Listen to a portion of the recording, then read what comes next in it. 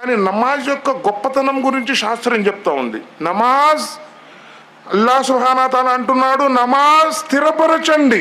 స్థిరపరచండి అంటే ఎట్లా? రోజుకు 5 పూటల నమాజు చెయ్యాలి. 5 పూటల.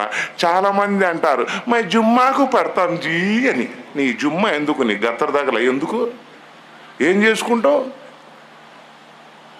నమాజులు స్థిరపరచండి. రామాంజనే వాక్యం బాలకాండంలో చెప్తున్నారు.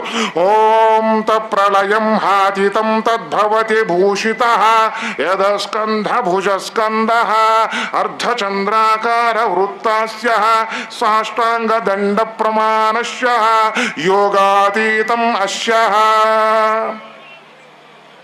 అంటే ఓం ప్రళయం హాతితం తద్భవతి భూషిత. ప్రళయ దినం వచ్చేసరికి ప్రతి ఒక్కరూ ఇలా ప్రార్థిస్తారు. ఎలా?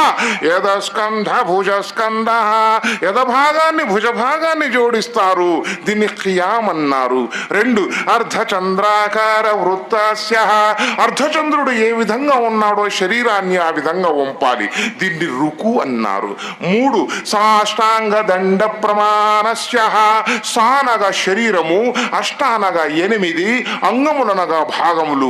నుదురు, ముక్కు, 2 అరచేతులు, 2 మోకాళ్ళు, 2 కాలిబొటన వేళ్ళు, 8 భాగాలు నేల మీద అంచండి. దీన్ని సజ్దా అన్నారు. 4 యోగాతీతం అస్య.